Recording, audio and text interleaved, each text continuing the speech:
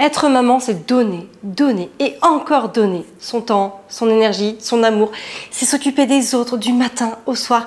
Mais qui s'occupe de nous? Si vous avez l'impression de ne jamais avoir une minute pour vous, si vous finissez vos journées épuisées, si vous vous sentez vidé avant même d'avoir commencé la journée, alors cette vidéo est pour vous. Parce que prendre soin de soi, c'est pas un luxe, c'est pas une récompense qu'on s'accorde quand tout est parfait, c'est une nécessité. Une maman épuisée ne peut pas tout gérer et surtout, elle peut pas être bien avec elle-même ni avec ses enfants. Alors aujourd'hui, je vais vous partager 10 petites choses toutes simples que je fais au quotidien. Je pense que vous ne les avez jamais entendues, ce sont des choses accessibles, réalistes, qui s'intègrent dans votre quotidien sans que vous ayez tout à révolutionner. Parce que se ressourcer, ça devrait pas être un casse-tête, ça devrait juste être un réflexe. Vous méritez ces moments, vous méritez de souffler. Mais juste avant d'entrer dans le vif du sujet, j'ai quand même quelque chose d'important à vous dire. Si vous voulez enfin retrouver une maison apaisée où vos enfants vous écoutent sans créer ni menaces ni chantage et où vous avez du temps pour vous sans culpabiliser, alors j'ai créé la méthode famille épanouie. C'est un programme complet qui s'adresse aux parents d'enfants de 0 jusqu'à la préadolescence et qui vous guide pas à pas pour poser un cadre ferme et bienveillant, obtenir la coopération de vos enfants et retrouver l'harmonie au quotidien. Le programme est en promo à moins 50% jusqu'à ce soir minuit et le lien pour vous y inscrire est dans la description de cette vidéo. Maintenant, installez-vous confortablement et découvrons ensemble comment retrouver un peu de sérénité dans votre quotidien. La première chose, c'est d'avoir une ou deux boissons doudou. C'est des boissons qui vont nous donner de la joie, qui vont nous réconforter dans les moments où c'est compliqué. Ça peut être le matin au réveil. Moi, par exemple, je bois un matcha au réveil et franchement, les matins où j'ai du mal à me sortir du lit, ça me fait du bien de me dire que j'ai mon petit matcha qui m'attend. Au cours de la journée, lorsque je bosse, j'ai aussi du thé. J'ai mes thés préférés et franchement, avant, j'étais fan et j'avais des grands tiroirs à thé. Aujourd'hui, je sais quels sont les thés qui me procurent le plus de bonheur et de réconfort. Donc je vais directement acheter ces thés, je n'ai que cela dans mon tiroir et ça me fait du bien de les boire, ça me fait du bien de les siroter. C'est vraiment des moments de réconfort où je vais m'apaiser, où je vais boire quelque chose dont j'aime le goût et qui va être extrêmement rassurant, chouchoutant pour moi au cours de la journée. La deuxième chose, c'est d'écrire les moments précieux. Le temps passe vite. Si vous êtes maman, vous savez à quel point ça passe vite. Des fois, je me fais la réflexion, mais j'ai l'impression que les dernières vacances, elles étaient hier, alors qu'il s'est passé 6 semaines entre les deux. Donc oui, le temps passe vite. Et comme il se passe plein de choses dans notre quotidien, c'est important de noter tous ces moments de bonheur. Donc plusieurs fois par semaine, j'écris dans un carnet tous les moments de bonheur que j'ai vécu avec mes enfants. Ça peut être des petites anecdotes qui se sont passées entre eux, ça peut être des moments qu'on a vécus, ça peut être des expériences qu'on a fait, ça peut être tout plein de choses. L'idée, c'est vraiment de noter les moments précieux, tous ces moments qui procurent de la joie et dont on a envie de se souvenir encore et toujours. Et puis, j'espère, avec le temps, écrire plein de carnets de tous ces moments précieux et d'en faire un beau cadeau à mes enfants lorsqu'ils quitteront le nid par exemple. Et comme il y en aura plusieurs, ils pourront se les partager, se les prêter et voilà, et peut-être même les faire perdurer à leurs enfants et leurs petits-enfants. La troisième chose, c'est apprendre. On est des êtres d'évolution. Donc si on casse le système d'apprentissage, on stagne et on régresse. Et cette stagnation, cette régression même, elle est très inconfortable parce qu'en fait, le monde autour de nous est en mouvement. Et donc, si nous, on n'est pas dans la même forme de mouvement, eh bien, c'est très déstabilisant. Et c'est à ce moment-là qu'on peut tomber et tomber, en fait, c'est une métaphore pour dire se sentir moins bien que les autres, pour diminuer sa confiance en soi, pour diminuer son estime de soi. Donc, c'est important d'être dans un processus d'apprentissage permanent. Moi, par exemple, j'apprends en me formant. Il y a encore quelques jours, j'ai acheté une formation en ligne pour apprendre à faire de meilleure publicité pour mes programmes. Et puis il y a aussi les livres que je lis. Je choisis évidemment de belles histoires, mais comme je lis plusieurs livres en parallèle, j'ai aussi des livres qui m'apprennent énormément de choses. En ce moment, je suis en train de lire Napoléon d'André Castelot et aussi le livre de David Goggins, Plus rien ne pourra me blesser. Ce sont des livres qui m'apportent des choses que je vais pouvoir réutiliser dans mon quotidien, que ce soit des informations pour ma culture personnelle et aussi pour l'apprentissage du monde et de la société dans laquelle on vit, comme avec le Napoléon d'André Castelot, ou alors des notions de développement personnel qui vont me permettre d'avancer et de continuer d'évoluer dans mon cheminement et à travers ma vie de maman. Si vous avez besoin d'apprendre en ce moment, n'hésitez pas à rejoindre la méthode famille épanouie, elle est à moins 50% jusqu'à ce soir minuit. C'est tout un programme complètement global où il y a 42 leçons avec 42 fiches pratiques et aussi des coachings pendant 6 ou 12 mois avec moi selon la méthode que vous choisissez. Et je vous garantis qu'avec ce programme, vous allez apprendre beaucoup de choses sur vous, et sur vos enfants. La quatrième chose, c'est de faire du sport. C'est important de se sentir bien dans son corps, en tout cas pour moi, ça a toujours été très important. J'ai toujours été sportive.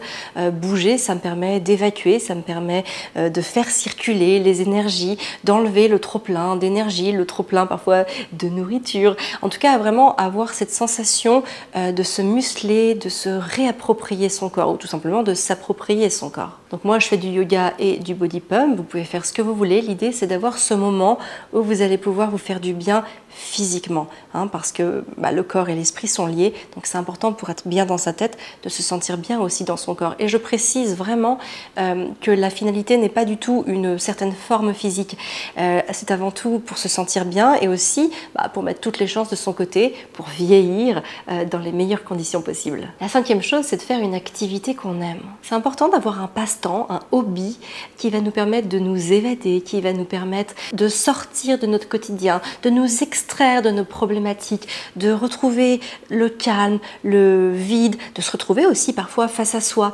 Ça peut être tout plein de choses, ça peut être de cuisiner, bricoler, jardiner. Moi par exemple, c'est faire de la peinture. J'adore faire de la peinture, je peins souvent le week-end et ça me permet de me déconnecter, de vraiment avoir l'impression d'être en week-end, parce que comme je suis entrepreneur, je pense énormément au travail et c'est vrai que les moments de peinture, c'est vraiment des moments de déconnexion, des moments qui sont très importants pour moi, pour me vider la tête et ne penser à rien d'autre que de peindre ma toile et d'avoir un beau résultat que je pourrais offrir ou afficher dans ma maison. La sixième chose, c'est de lire des livres qui nous plaisent. C'est bien d'apprendre comme je l'ai dit, mais il faut aussi avoir des moments de plaisir et la lecture permet vraiment de prendre du plaisir dans des histoires qu'on va nous raconter à un rythme organique, à notre rythme. Quand on regarde la télévision, quand on regarde les écrans, il y a énormément d'informations, d'images, de sons qui nous sont donnés, mais tout ça, ça va beaucoup plus vite que notre cerveau ne peut les assimiler. Et donc la lecture permet de nous réapproprier notre rythme. On lit à notre rythme, on découvre les histoires à notre rythme. Si on a plus de temps, on va lire plus. Si on a moins de temps, on lira moins. Mais en tout cas, on ne va pas avoir une sursollicitation de la lecture. Donc ça nous permet de décoder les mots, de se faire ces images mentales. Et c'est juste le bon tempo. Donc c'est important de lire et pour toutes celles qui n'aiment pas lire, j'ai envie de dire, lisez des livres qui vous plaisent. Et par exemple, pour apprendre, vous pouvez aussi écouter des livres audio ou suivre des formations audio. La septième chose, c'est savoir dire non. C'est important quand on est fatigué ou quand on n'a pas envie de faire quelque chose, de pouvoir dire non. Ça aussi, c'est prendre soin de soi parce que être toujours dans le fait de se forcer à faire des choses, mais il y a un moment, il y a des frustrations qui vont naître. On va être frustré de ne pas avoir eu le temps, par exemple, de peindre parce qu'il a fallu aller chez un tel ou voir un tel ou faire ceci ou faire cela. Donc il y a un moment, c'est important de se remettre un petit peu au milieu de sa vie et de se dire, qu'est-ce qui est important? Alors ça ne veut pas dire tout refuser en bloc, ça veut juste dire non à un moment, peut-être pour dire oui plus tard. Un non peut être un oui différé, mais juste bien organiser dans son emploi du temps les choses qu'on est capable ou qu'on a envie de faire et celles qu'on n'est pas capable ou qu'on n'a pas envie de faire. Et c'est pas de l'égoïsme, c'est juste bien comprendre à quel point on a besoin d'avoir du temps pour soi, de se reposer, de se ressourcer, de déconnecter et qu'on peut pas être tout le temps en train de faire des choses ou voir d'autres personnes. Après évidemment aussi chacun son rythme, il y a des gens qui adorent être très entourés, d'autres qui vont être un petit peu plus casaniers. Donc en fonction de votre rythme, de vos besoins, de vos envies, n'hésitez pas à dire non et si vous avez l'impression ou si vous avez peur que ce soit mal pris, n'hésitez pas à expliquer pourquoi. En fait, leur dire que c'est pas de leur faute, ou c'est pas que vous ne voulez pas, c'est juste que là, à ce moment-là, votre besoin, il est autre part. La huitième chose, c'est se coucher tôt. Depuis 2012, depuis la naissance de mes enfants, j'ai bien compris que le sommeil était un réel enjeu de ma bienveillance, enjeu de ma patience, enjeu aussi de ma clarté d'esprit. Et donc, depuis toutes ces années, je fais très très attention à la qualité de mon sommeil. Je me couche tôt, en général, je me couche vers 9h30, 22h maximum. Et je me lève tôt aussi, souvent en semaine je me lève à 6h moins le quart. Et donc c'est important pour moi d'avoir au moins ces 8 heures de sommeil. Ou en tout cas, ces 8 heures allongées dans le lit. Donc vous aussi, je vous invite vraiment à mettre une alarme. Au début, moi je mettais une alarme pour me coucher parce que c'est pas toujours évident de repérer quand il est 21h30 ou 21h45. Donc n'hésitez pas vous aussi à mettre une alarme pour vous coucher et quand l'alarme sonne, voilà, vous posez tout, vous rangez tout ce que vous faisiez et vous faites dodo. La neuvième chose, c'est de manger sainement. c'est important de mettre de la bonne énergie dans son corps. Donc on va éviter le sucre, on va éviter les produits trop salés, trop industriels, on va manger peut-être plus simplement, mais meilleur. Moi je mange beaucoup de fruits, beaucoup de légumes, beaucoup de produits bruts.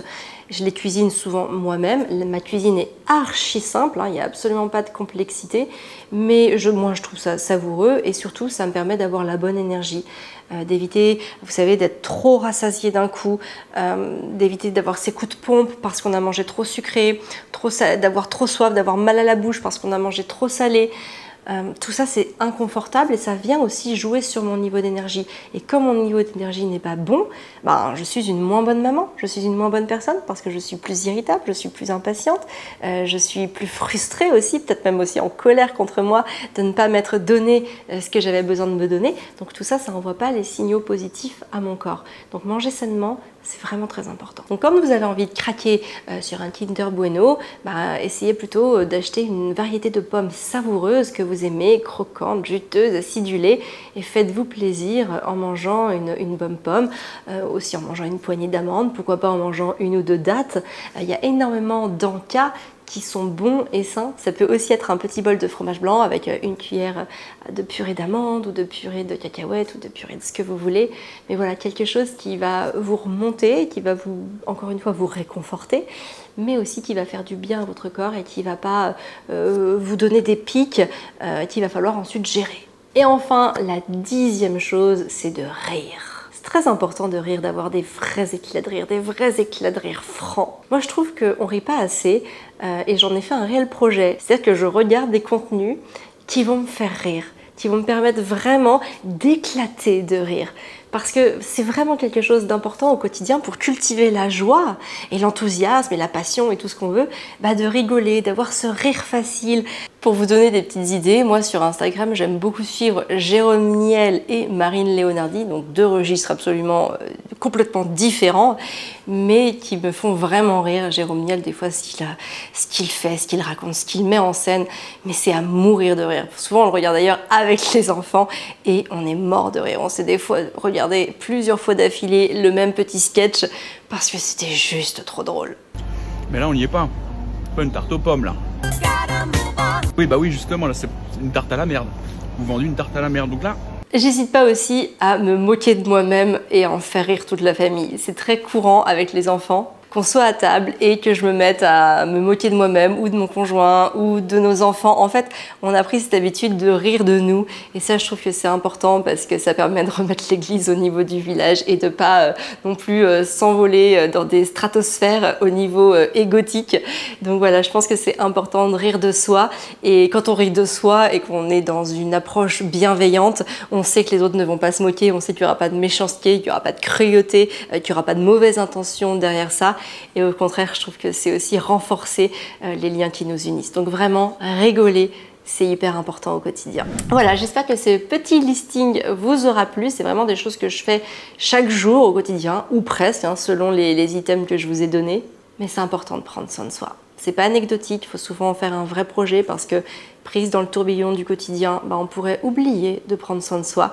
Donc remettez-vous au cœur de votre vie, prenez bien soin de vous et de vos rêves pour pouvoir prendre soin de vos enfants. Et surtout, n'oubliez pas, la méthode famille épanouie est en promo jusqu'à ce soir minuit.